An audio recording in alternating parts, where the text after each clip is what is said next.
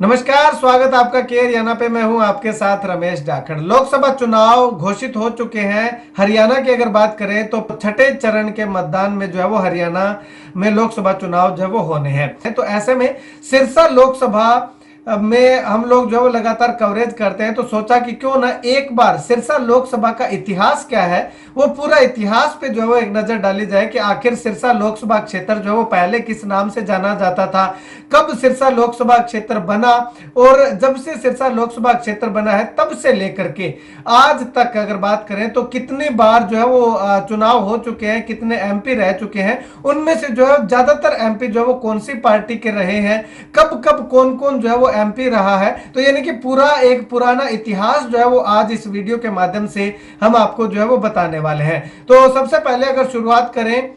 तो सिरसा लोकसभा क्षेत्र जो है वो 1967 में जो है वो सिरसा लोकसभा क्षेत्र बना, और इससे पहले जो है वो फाजिल्का सिरसा के नाम से जो है वो इस लोकसभा क्षेत्र को जाना जाता था। 1967 में सिरसा लोकसभा क्षेत्र बनने के बाद जो है वो कुछ समय तक हिसार लोकसभा निर्वाचन क्षेत्र के अंतर्गत भी रहा, लेकिन उस दौरान अगर बात करें तो 1967 से लेकर के और 2024 तक, 24 से पहले जो 2019 में चुनाव हुए थे, उस दौरान जो है वो अब तक कुल 15 सांसद जो है वो यहां से रह चुके हैं, और उन 15 सांसदों में सबसे ज्यादा बार जो है वो 8 बार कांग्रेस पार्टी के सांसद जो है वो सिरसा लोकसभा क्षेत्र से रहे हैं। हालांकि इससे पहले भी जब से ये संसदीय क्षेत्र बना है तब से लेकर के आज तक जो है वो रिजर्व कैटेगरी में है, यानी कि शेड्यूल कास्ट के लिए के जो चुनाव लड़ सकते हैं इसमें, तो तब से लेकर के और अब तक जो है वो टोटल 15 सांसद रह चुके हैं, जिनमें से 8 बार जो है वो कांग्रेस पार्टी से सांसद जो है वो रहे हैं, और जिनमें से कांग्रेस पार्टी के जो सांसद रहे उनमें भी जो है वो कुमारी शैलजा के परिवार का दबदबा जो है वो इस सिरसा संसदीय क्षेत्र से जो है वो रहा है, लोकसभा क्षेत्र से रहा है। 4 बार जो है वो कुमारी शैलजा के पिताजी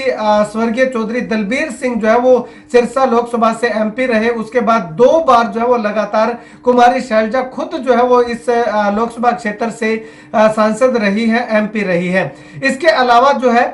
वो 2 बार जो है वो सांसद और भी रहे, जिनमें से एक अशोक तंवर है और एक आत्मा सिंह गिल है, जो कि सिरसा लोकसभा क्षेत्र से एमपी जो है वो कांग्रेस पार्टी की ओर से रहे हैं।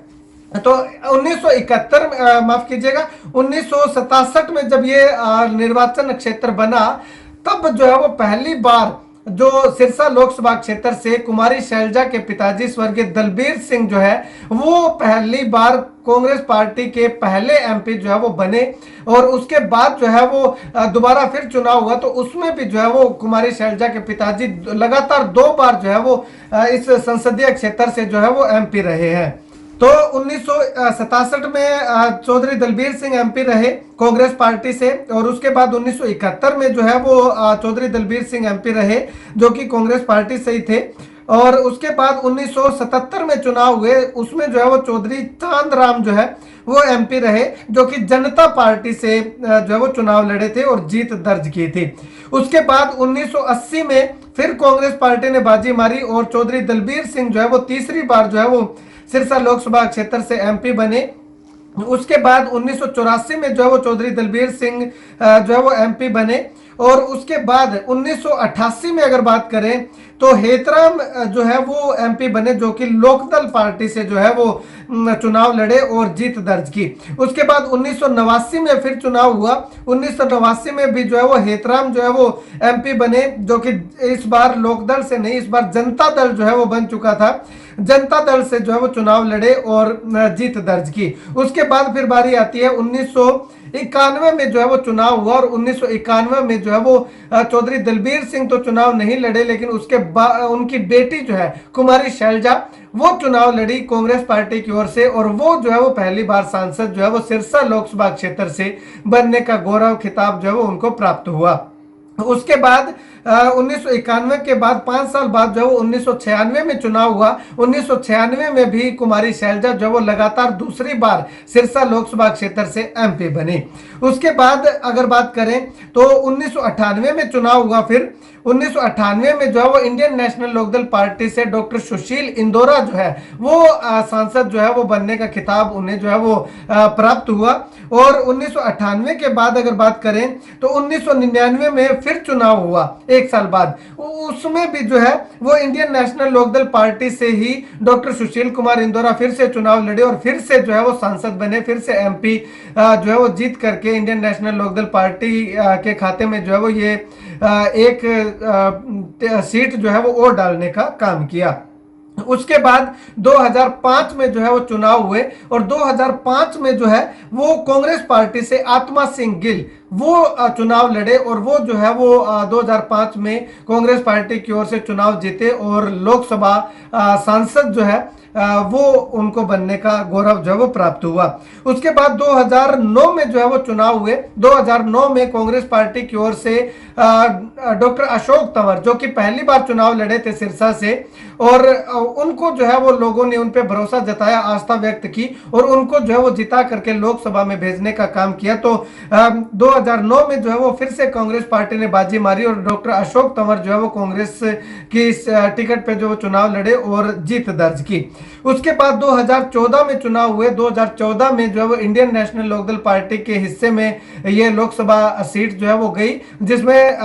पूर्व सांसद चरणजीत सिंह रोडी जो है वो चुनाव लड़े और इनेलो की सीट से इनेलो की टिकट पे वो चुनाव लड़े और 2014 में जो है वो इनेलो के खाते में जो है वो ये सीट डालने का काम किया और सरदार चरणजीत सिंह रोडी जो है वो सांसद बने। उसके बाद 2019 में चुनाव हुआ और 2019 में चुनाव क्या हुआ, एक ऐसा करिश्मा ही इसको कहेंगे, अद्भुत करिश्मा हुआ। तो 2019 में जब चुनाव हुआ तो 2019 में सुनीता दुग्गल जो है वो पहली बार सांसद बनी और सिरसा लोकसभा से भी या अगर बात करें तो सिरसा लोकसभा में भी भारतीय जनता पार्टी ने जो है वो पहली बार अब तक के इतिहास में जीत दर्ज की और 3.25 लाख वोटों के मार्जिन से जो जीत दर्ज करके एक अनूठा इतिहास रचने का काम किया है। तो कुल मिलाकर के कहें